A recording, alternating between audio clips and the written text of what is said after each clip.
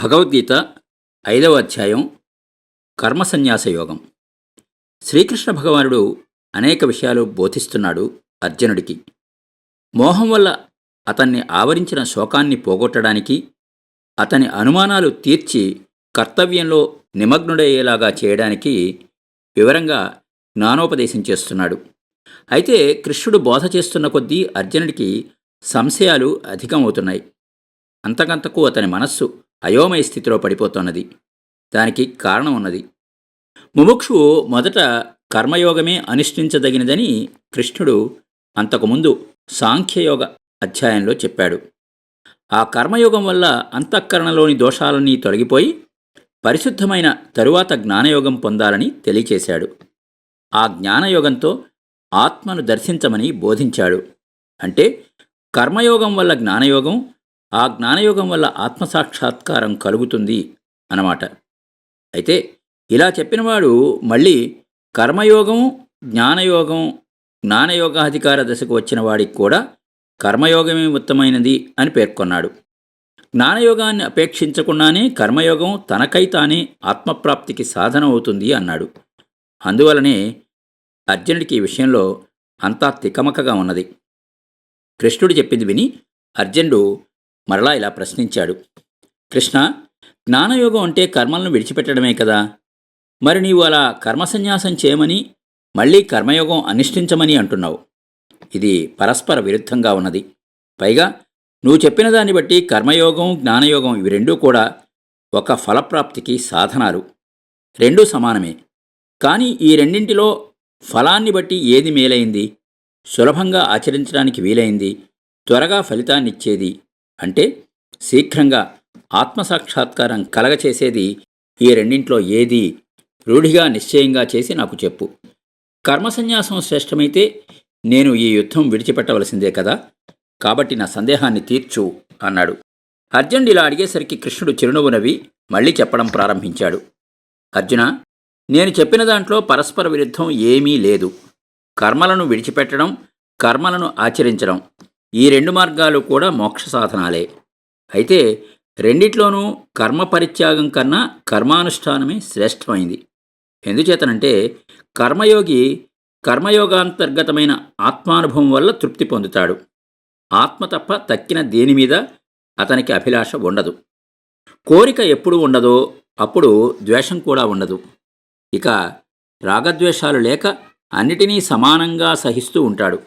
అలాంటివాడు కర్మలు చేస్తున్నా దేనితోనూ సంబంధం లేని నిత్య సన్యాసి, నిత్య జ్ఞాననిష్ఠుడు.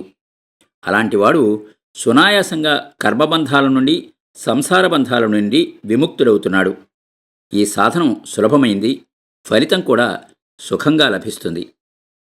పార్థ, జ్ఞానయోగం, కర్మయోగం రెండిటికీ ఫలితం ఒక్కటే. అది ఆత్మదర్శనం. స్వరూపంలో ఇవి రెండూ వేరువేరుగా కనిపిస్తాయి, కానీ ఫలితం మాత్రం ఒక్కటే. అయితే కొందరు కర్మయోగం జ్ఞానయోగానికి మాత్రమే సాధనమని, జ్ఞానయోగం ఒక్కదాని వలనే ఆత్మసాక్షాత్కారం కలుగుతుందని చెబుతారు. ఇలా జ్ఞానయోగం, కర్మయోగాలకు వేర్వేరు ఫలాలు చెప్పేవారు తెలియనివారు, పరిపక్వం జ్ఞానం కలవారు. కానీ తెలిసిన పండితులు, పరిపూర్ణ జ్ఞానులు అలా చెప్పరు. రెండిటికీ ఫలం ఒకటే కనుక రెండిటిలో దేనినైనా సరే ఒకదాన్ని చక్కగా అభ్యసించిన వారికి రెండింటి ఫలితాలు లభిస్తాయి. జ్ఞానయోగి సన్యాసంతో పొందే ఫలితాన్ని ఫలితం కోరకుండా ఈశ్వరార్పణంగా చేసే కర్మ వల్ల కర్మయోగి కూడా పొందుతాడు. సన్యాసం అన్నా కర్మన్నా ఒకటే అని ఎవరైతే తెలుసుకుంటాడో వాడే నిజమైన జ్ఞాని. అయితే అర్జున, కర్మయోగం విశేషమైంది అని చెప్పానే, అందులోని సూక్ష్మ విషయం నీవు జాగ్రత్తగా అవగతం చేసుకోవాలి. రెండూ సమానమే అయినా కర్మయోగం ఆచరించడానికి సులువైంది, ఫలితం కూడా తొందరగా ఇస్తుంది. జ్ఞానయోగం అలా కాదు, ఆచరించడం కష్టం, ఫలితం రావడానికి బహుకాలం పడుతుంది.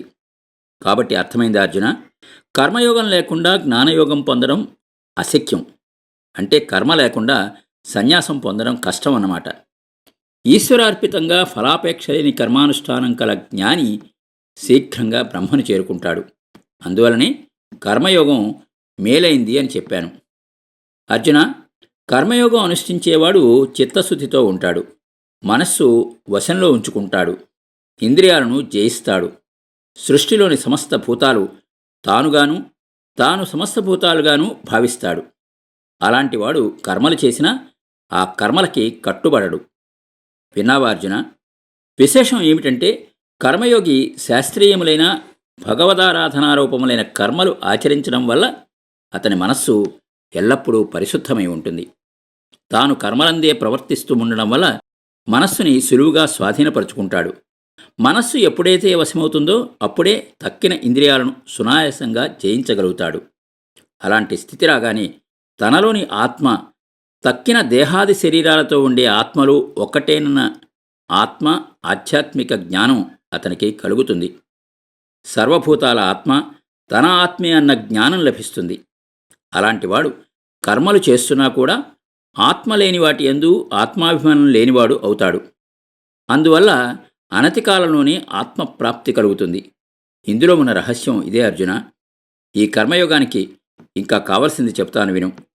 బ్రహ్మజ్ఞానం లేదా ఆత్మజ్ఞానం కల కర్మయోగి జ్ఞానేంద్రియాలతో కర్మేంద్రియాలతో ఏ పని చేస్తున్నా తాను ఏదీ చేయడం లేదనే భావించుకుంటూ ఉంటాడు.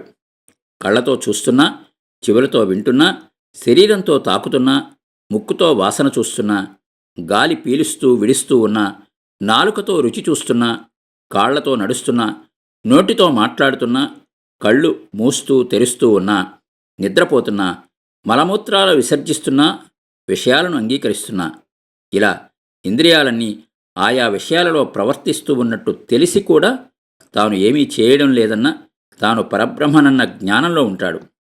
ఒకడు ఎండమావులను చూసి దీనిలో నీళ్లున్నాయి, తాగుతానని పరిగెత్తాడు. అక్కడ నీళ్లు లేవని తెలుసుకున్న తర్వాత ఆ ప్రయత్నం విరమిస్తాడు. అలాగే ఈ బ్రహ్మజ్ఞాని కూడా. ఎవరైతే పరమేశ్వరార్పణంగా కర్మలు చేస్తూ వాటి మీద ఎలాంటి ఆసక్తి లేకుండా ఉంటాడో వాడే ఆత్మజ్ఞాని. తామరాకు మీద నీటి బిందువులున్నా అవి దాన్ని ఎలా అంటకుండా ఉంటాయో అలాగే ఇలాంటి వాడికి ఏ పాపాలు అంటవు. సేవకుడు తన యజమాని కోసమే పనులు చేస్తూ ఉంటాడు. ఫలితాల మీద అతనికి ఆపేక్ష ఉండదు. అలాగే అతన్ని ఏ పాపము స్పృశించదు. అర్జున, కర్మయోగులకు ఒకటే గుర్తు.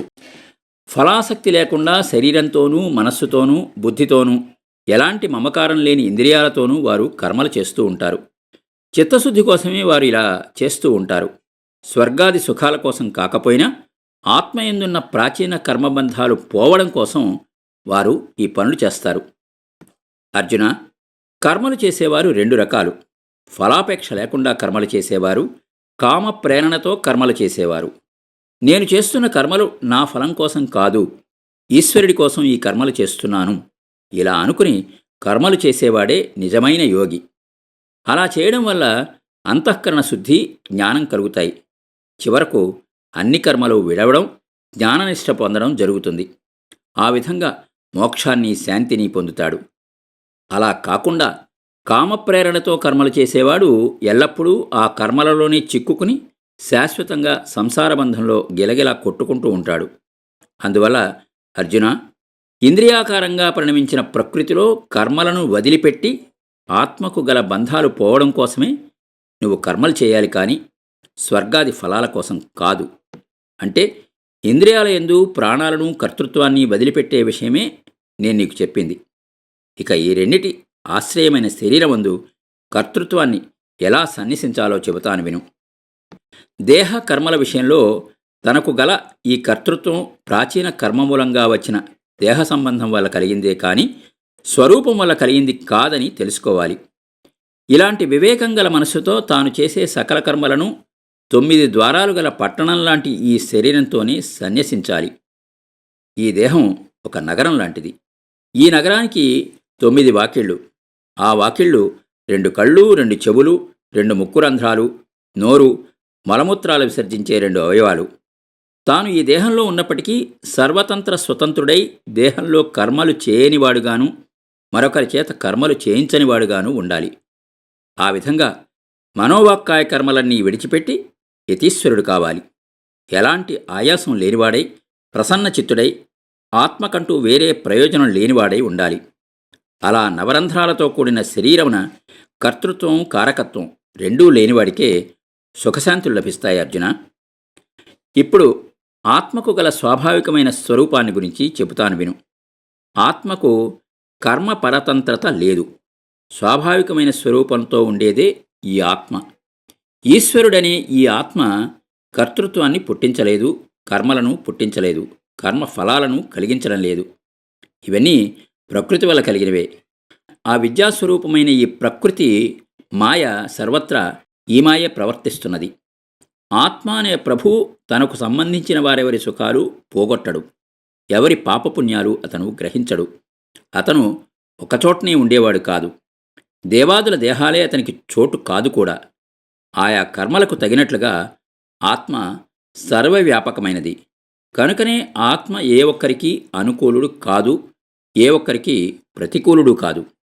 అయిన వాళ్ళని పరాయి వాళ్ళని అతనికి లేరు. ఈ సంబంధాలన్నీ వాసనల వల్ల వచ్చినవే కానీ స్వతహాగా అతనికి ఏ సంబంధము లేదు. ఇలాంటి స్వభావం గల ఆత్మకి ఈ విపరీత వాసనలు ఎందుకు సంభవించాయి అంటావేమో. చెబుతాను విను. పూర్వకర్మలు జ్ఞానానికి విరోధులు. అవి ఆత్మను తమ ఫలాలను అనుభవించడానికి తగినవాణ్ణిగా చేసే నిమిత్తం అతని జ్ఞానాన్ని కుంచిస్తున్నాయి. జ్ఞానాన్ని అజ్ఞానం కప్పివేస్తున్నది. అంటే జ్ఞానం వికసించి ఉన్నప్పుడు కర్మఫలాలైన సుఖదుఖాలు తోచవు, కాబట్టి వాటిని అనుభవించడానికి వీలుపడదు. కనుకనే కర్మలు ఆ జ్ఞానాన్ని సంకుచితపరుస్తున్నాయి. ఆ విధంగా ఆత్మలు దేహాలతో కూడి ఆయా దేహాలయందు ఆత్మాభిమాన రూపమైన మోహం చెందుతాయి. ఆ రీతిగానే ఆత్మాభిమాన వాసన, దానికి తగిన కర్మవాసన వాటికి సంభవిస్తున్నాయి.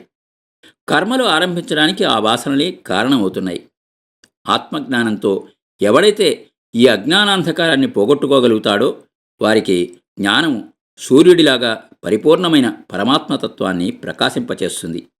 అప్పుడు వారికి పరమాత్మ స్పష్టంగా కనపడతాడు. అర్జున, అలా ఆత్మదర్శనంలోనే నిమగ్నులై ఉండేవారు, ఆత్మ విషయంలోనే మనసు కలవారు, ఆత్మజ్ఞానాభ్యాసంలోనే ఆసక్తి కలవారు, ఆత్మనే పరమ ప్రయోజనంగా భావించేవారు జ్ఞానంతో సకల ప్రాచీన పాపాలను పోగొట్టుకుంటారు. మళ్లీ జన్మలేనట్టి స్వస్వరూపంతో ఉండే ఆత్మని పొందుతారు. అదే పునరావృత్తిరహితమైన మోక్షం. ఈ ఆత్మసాక్షాత్కారం ఎలాంటితో చెబుతాను విను. పండితుడు గాని, మూర్ఖుడు గాని, బ్రాహ్మణుడు కాని, చండాలుడు కాని, ఏనుగు కాని, దోమ కాని, గోవు గాని, కుక్క కాని, కుక్క మాంసాన్ని వండుకు తినే చండాలుడు కాని, అందరిలోనూ అన్నిటిలోనూ ఉండే ఆత్మలన్నీ జ్ఞానైక స్వరూపాలే. కాబట్టి అందరియందు అన్నిటియందు సమాన దృష్టి కలిగి ఉంటాడు జ్ఞాని. ఆకారాలన్నీ ప్రకృతివి కాని ఆత్మవి కావు అని అతను తెలుసుకుంటాడు. కనుకనే అతనికి సమత్వ బుద్ధి వస్తుంది. ఎవరైతే ఇలా జ్ఞానైక స్వరూపులై ఆత్మలన్నింటినీ సమభావంతో చూడగలుగుతారో వారు ఈ జన్మలోని సంసార బంధాలన్నింటినీ తెంచుకుని మోక్ష సామ్రాజ్యాన్ని జయించిన వారవుతారు. ప్రకృతి సంబంధం అనే దోషం లేనందువల్ల సర్వత్రా సమానంగా ఉండే ఆత్మవస్తువే పరబ్రహ్మం. అది ఒక్కటే. కాబట్టి సమదృష్టి కలవారు పరబ్రహ్మమందున్నట్టే బ్రహ్మం నిర్దోషమైన నిర్గుణమైనది, గుణభేదాల వల్ల కలిగే భేదాలు లేనిది. కాబట్టి అది ఒక్కటే. అర్జున, కర్మయోగి అయినవాడు ఏ విధంగా ఉంటే సమదర్శన రూపమైన ఈ జ్ఞాన పరిపాకం కలుగుతుందో చెప్తాను విను. ఒకరికి ఇష్టమైంది మరొకరికి ఇష్టం కాదు, ఒకరికి అయిష్టమైంది మరొకరికి అయిష్టం కాదు. అందరికీ సామాన్యంగా ఇష్టమైంది లేదా అయిష్టమైంది లోకంలో అరుదు. కాబట్టి ఒకరికి ఒక దానివల్ల కలిగే సంతోషం కానీ దుఃఖం కానీ మరొకరికి కలగదు. ఈ సుఖదుఖాలు, హర్ష విషాదాలు వారి వారి దేహాలు, దేహావస్థలను మొదలైన ఉపాధులను అనుసరించి ఏర్పడుతున్నాయి. సమదర్శనం గల కర్మయోగికి ఈ హర్ష విషాదాలు, సుఖదుఖాలు ఉండవు. తత్వజ్ఞుల ఉపదేశం వల్ల ఆధ్యాత్మతత్వాన్ని తెలుసుకుని ఆత్మకోసమే ప్రయత్నం చేస్తూ దానివల్ల దేహమే ఆత్మ అన్న భ్రమను విడిచిపెట్టిన వారికి స్థిరరూపమైన ఆత్మదర్శనం ఒక్కటే మిక్కిలి ప్రియమైనది.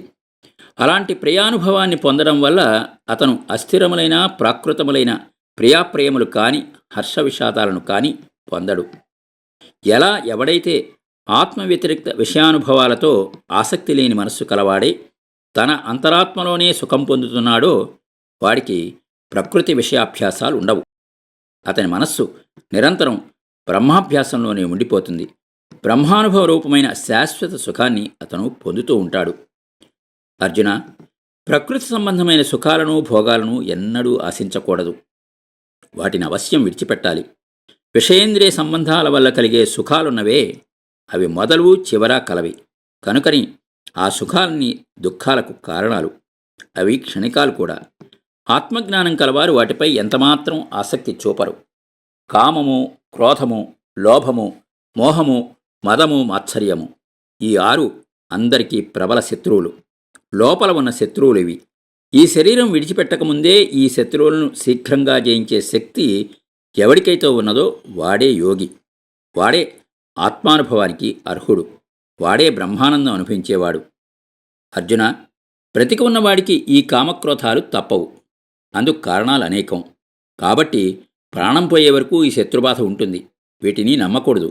వీటిని జయించడానికి అనుక్షణం ప్రయత్నిస్తూ ఉండాలి. అర్జున, ఈ జన్మలోనే వీటిని జయించి మరో జన్మలేని బ్రహ్మపదవి పొందాలి. ఎవడు ఆత్మసుఖం అనుభవిస్తూ ఆత్మజ్ఞాని అయి ఆత్మారాముడై అంతఃప్రకాశుడై ఉంటాడో వాడే మహాయోగి. వాడే బ్రహ్మస్వరూపుడు. శాశ్వతమైన మోక్షం వాడిదే. పాపాలను నశింపచేసుకుని సంశయాలు లేనివారు, సుఖదుఖాలను విడిచిపెట్టినవారు, ఇంద్రియాలను జయించినవారు ఎవరో వారే మహర్షులు. వారు సమస్త ప్రాణుల మేలు కోరుకుంటారు. వారు జ్ఞాననిష్ఠులై ఆత్మావలోకన సుఖం అనుభవిస్తూ ఉంటారు. అర్జున, కామక్రోధాలను విడిచిపెట్టి ఆత్మమీదే మనస్సును లగ్నం చేసిన ఆత్మజ్ఞానులకి మోక్షం అరచేతిలోనిది. అర్థమైందా అర్జున? కర్మయోగానికి ఆత్మావలోకనమే ప్రధాన లక్ష్యం. సకల బాహ్యేంద్రియ వ్యాపారాలు విడిచిపెట్టి యోగానికి సరిపడే విధంగా ఆసనం వేసుకుని కూర్చోవాలి. దృష్టి కనుబొమ్మల మధ్య నిశ్చలంగా నిలపాలి. ఉచ్ఛ్వాస నిశ్వాసాలను సమానగతిలో ఉండేలాగా చేయాలి.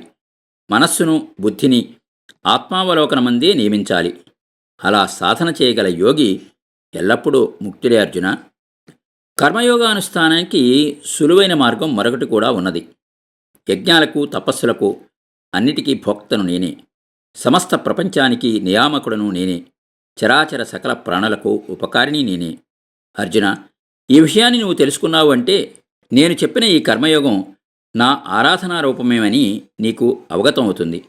అప్పుడు కర్మయోగం అనుష్ఠించడం నీకు ఇష్టంగా ఉంటుంది, కష్టంగా ఉండదు అని ముగించాడు శ్రీకృష్ణ భగవానుడు.